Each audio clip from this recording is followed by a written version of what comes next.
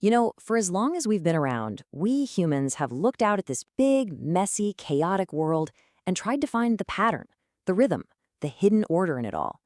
We've always had this gut feeling that there's some kind of design to things, right? A secret architecture holding everything together. And that just leads to the big question. Is there really a hidden order? Or are we just seeing what we want to see?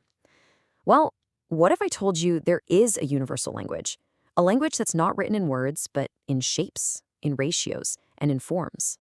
Okay, let's get into it. This secret language actually has a name, sacred geometry.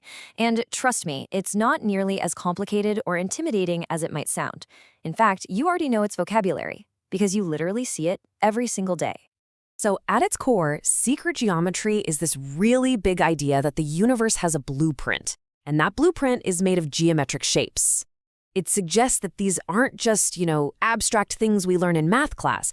No, they are the very building blocks of creation, the bridge that connects the physical world we can see and touch with the spiritual one we can feel. And what's so cool is where these fingerprints pop up all throughout nature.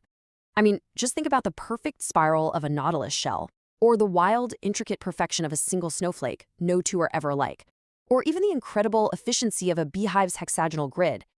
These aren't just happy accidents. They are the direct results of fundamental mathematical laws at work, shaping life from the ground up.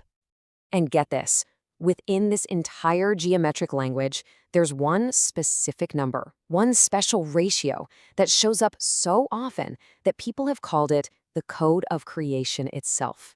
It's a proportion that for some reason our eyes just find incredibly beautiful, even when we have no idea why. And here it is, the golden ratio, also known as phi. It's an irrational number, it's about 1.618, and the decimals go on forever. But look, don't worry about the math. The only thing you need to know is that this one single proportion seems to be woven into the very fabric of reality, at every single scale you can imagine. And when I say every scale, I really mean it. We see this exact same ratio in the huge, majestic, spiraling arms of galaxies that are millions of light years across. I mean, the absolute largest structures in the known universe seem to be playing by this one simple mathematical rule. It's pretty wild.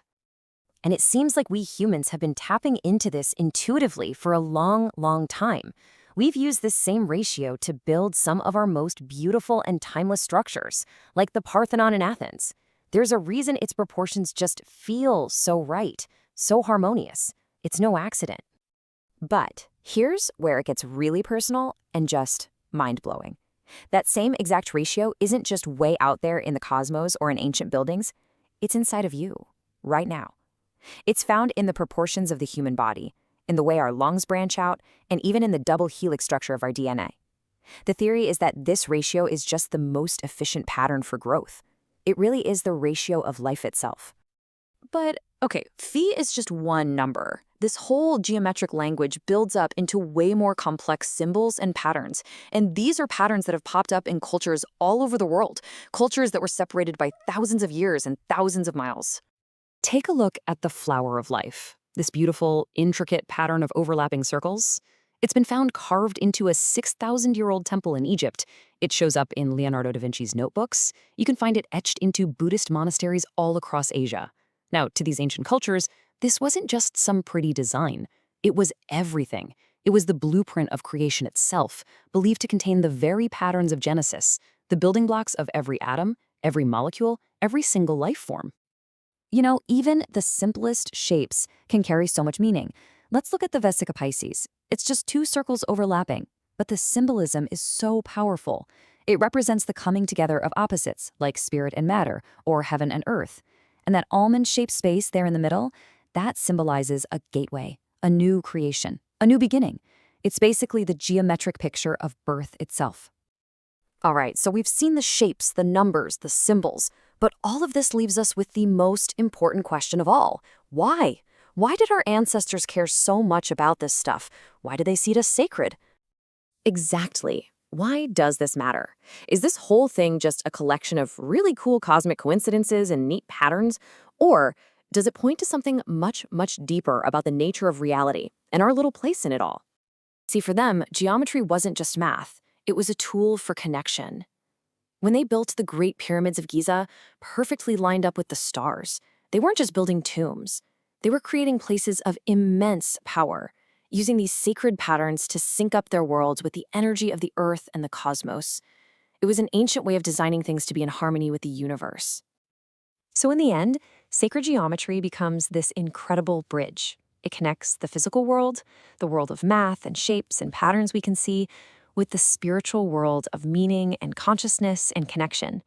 It's like the language that translates the silent, invisible laws of the universe into forms we can actually see and build and experience for ourselves. So here's the main takeaway from all of this. This hidden language, it's still speaking. It's all around us. The next time you see the amazing design of a spider's web or the way a tree branches out into the sky, just remember, you're not just looking at a thing. You're getting a little peek at the underlying architecture of reality itself. And that's a pretty powerful idea, isn't it?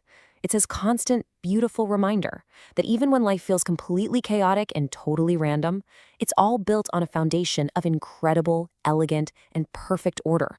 You just have to know how to look for it.